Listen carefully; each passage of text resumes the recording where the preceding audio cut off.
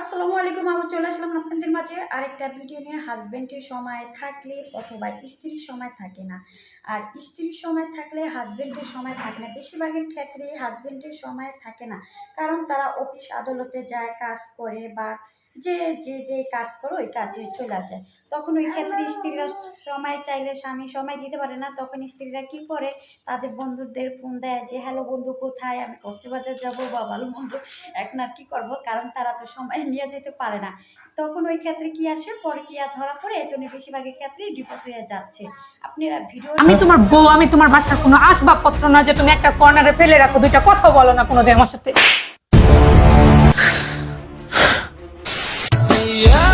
জান, আজকে তাড়াতাড়ি এসো। কেন?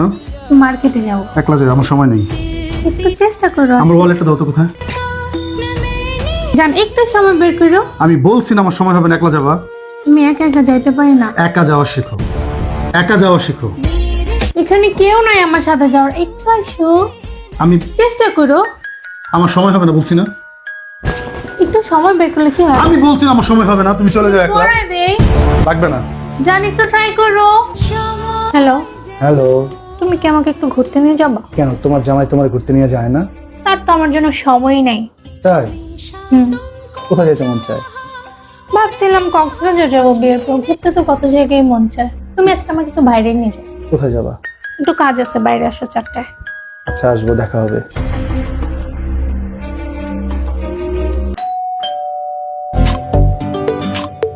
ও একটা কথা, হুম, সকাল সকাল রেডি হয়ে তো, কেন? আমরা কক্সবাজার যাচ্ছি। কক্সবাজার যাচ্ছি? হ্যাঁ। তাহলে এত সুন্দর খবর তুমি গোমরা মুখ করে যা কেন সেটা, দাও?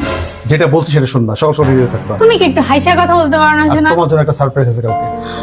সারপ্রাইজ? কক্সবাজারই তো আমার জন্য অনেক বড় সারপ্রাইজ। একটা হাত দাও। এক কাপ চা নিয়ে আসো। কক্সবাজার যাচ্ছি।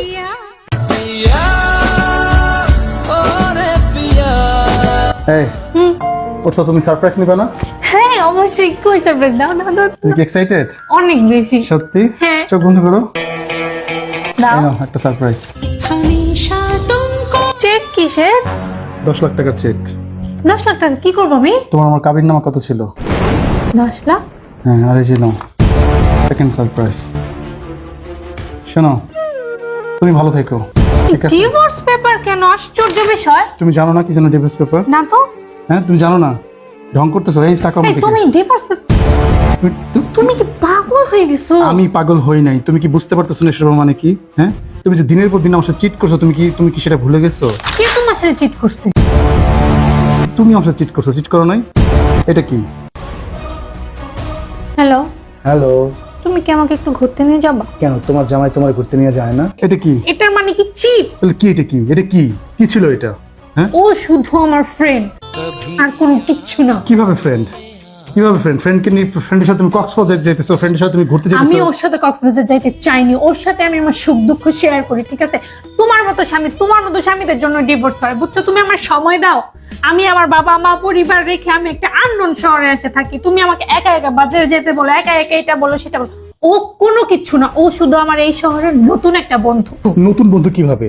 হ্যাঁ, তুমি মনে করো আমি বুঝি না এসব? তোমরা সব নাটক আমি বুঝি না। তুমি দিনের পর দিন চিট করো, তুমি আমাকে আন বলতেছো তোমার বন্ধু। আমি তোমার বউ, আমি তোমার বাসার কোনো আসবাবপত্র না যে তুমি একটা কর্নারে ফেলে রাখো, দুইটা কথা বলো না কোনোদিন আমার সাথে। তোমার জন্য এসব এসব নাও। আর এই রুমটা বুক করছি আমি তোমার জন্য, আর তুমি যার সাথে কক্সবাজার আসতে চাইছিলা তার জন্য, বুঝতে পারছো? এই নাও। কারণ তুমি হ্যাপি থাকো, আমি সেটাই চাই। আমি চাই না যে আমার কারণে তোমার কোনো কষ্ট আসে, তোমার লাইফে কোনো কিছু হোক, আর আমি তোমার কারণে আমি কোনো সাফার করি। ঠিক আছে, তুমি ভালো থেকো।